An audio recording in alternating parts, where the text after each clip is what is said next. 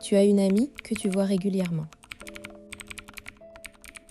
Elle te sourit, elle t'envoie des messages le soir, elle te touche l'épaule en rigolant.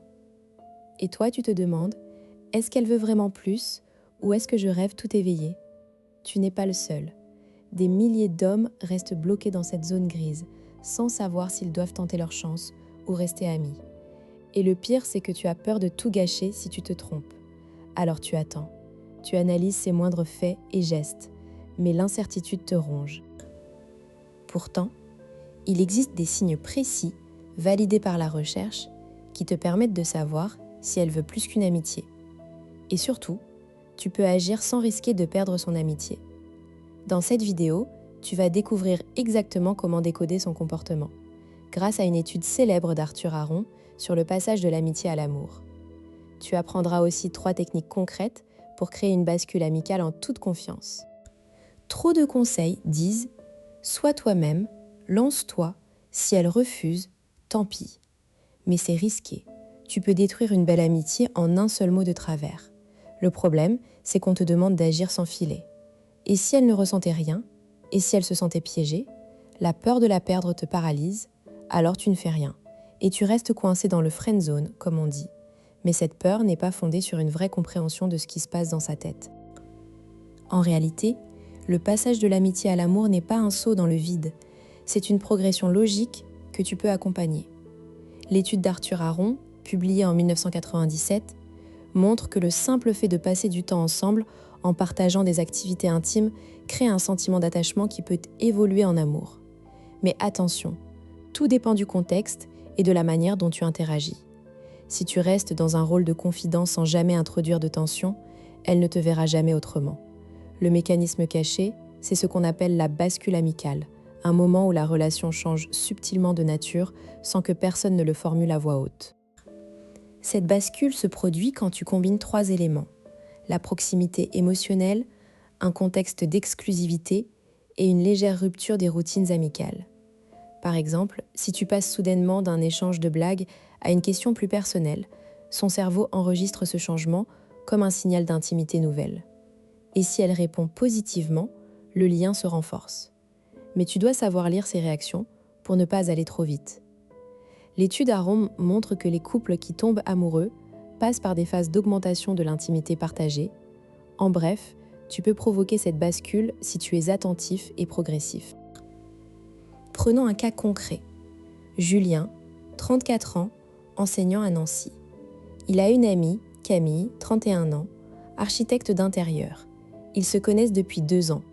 Ils se voient toutes les semaines, souvent en groupe. Mais Julien sent qu'il y a quelque chose de plus. Camille lui envoie des messages le soir, lui demande son avis sur des photos de vacances et rit toujours à ses blagues. Mais quand Julien essaie de la faire rire plus personnellement, elle détourne le regard. Il ne sait pas quoi faire. Un soir, ils sont chez elle pour regarder un film. Julien s'assoit un peu plus près que d'habitude. Elle ne recule pas. Il pose sa main sur le canapé, près de la sienne. Elle la regarde, puis sourit. C'est un signe, mais Julien hésite. Il se rappelle un conseil, créer un moment de vulnérabilité partagée. Il prend la parole. « Tu sais, Camille, parfois je me demande si on se voit juste par habitude ou si tu tiens vraiment à notre amitié. » Elle le regarde surprise, mais ses yeux s'adoucissent. Elle répond « Mais bien sûr que j'y tiens. Je suis bien avec toi. » Il insiste « Moi aussi, mais j'ai parfois l'impression qu'on pourrait aller plus loin, sans tout gâcher. » À ce moment, Camille ne s'enfuit pas. Elle rougit et dit « C'est drôle, je me suis posé la question aussi. » La bascule s'opère. Ils passent le reste de la soirée à se parler de leurs peurs respectives.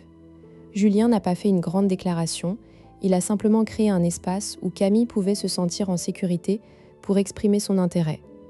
Les semaines suivantes, ils multiplient les sorties en tête-à-tête et leur relation évolue naturellement.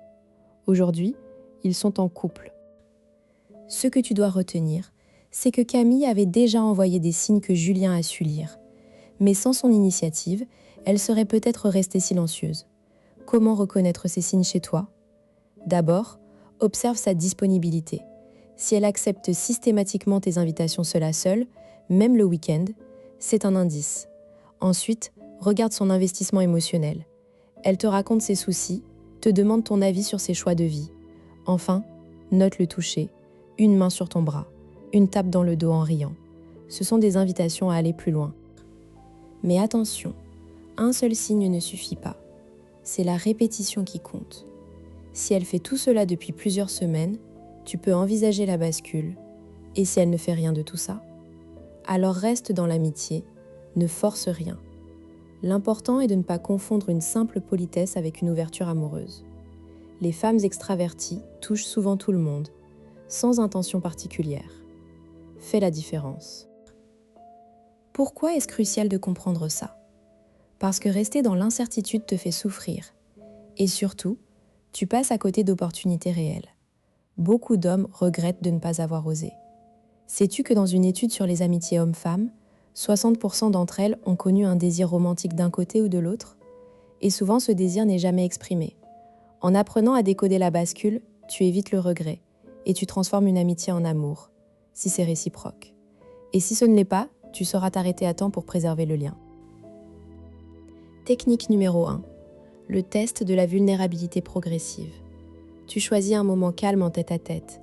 Tu partages une émotion personnelle, un souvenir un peu triste ou un rêve un peu fou. Puis tu observes sa réaction. Si elle répond en se livrant à son tour, c'est bon signe. La semaine suivante, tu augmentes l'intensité. Tu poses ta main sur son avant-bras pendant que tu parles. Si elle ne retire pas sa main, c'est vert. Si elle la retire, tu recules. Technique numéro 2. Le contexte d'exclusivité.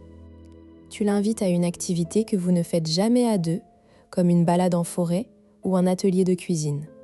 L'idée est de sortir du cadre habituel amical. Pendant l'activité, tu crées un « nous ». On forme une bonne équipe, toi et moi. Cette phrase est un test. Si elle sourit, acquiesce ou dit oui, elle ouvre la porte. Si elle détourne le sujet, reste en terrain amical. Technique numéro 3. Le silence stratégique. Quand vous êtes seul, après un moment de complicité, tu fais une pause de quelques secondes en la regardant dans les yeux. Ne dis rien. Le silence crée une tension, un vide qu'elle pourrait remplir. Si elle détourne le regard ou change de sujet, c'est non. Si elle soutient ton regard et sourit, c'est oui. Tu peux alors enchaîner avec « Tu sais, je suis bien, là, avec toi ». C'est une déclaration indirecte. Tu vas me dire « Et si elle ne réagit pas comme prévu ?» C'est possible, mais ces techniques sont non invasives. Tu peux toujours reculer en disant « Bon, j'ai un peu faim, on commande quelque chose ?» La relation revient à la normale. Le vrai risque, c'est de ne jamais essayer. Et si tu as peur de perdre son amitié, souviens-toi. Une amitié qui ne supporte pas la clarification des sentiments n'était peut-être pas si solide. Mieux vaut savoir tôt que de vivre dans l'illusion. Alors, la prochaine fois que tu es avec ton ami, pose-toi la question. Est-ce que je ressens une bascule ? Si oui, utilise ces techniques progressivement, sans pression. Et souviens-toi, l'étude d'Arthur Aron nous apprend que l'amour peut naître d'une amitié si on crée les bonnes conditions. Tout est entre tes mains. Si tu veux déchiffrer d'autres signes d'intérêt ou de rejet, abonne-toi et active la cloche pour ne rien manquer. Et toi, as-tu déjà vécu une amitié devenue amour ? Raconte-moi en commentaire. En attendant, observe, écoute et ose la bascule au bon moment.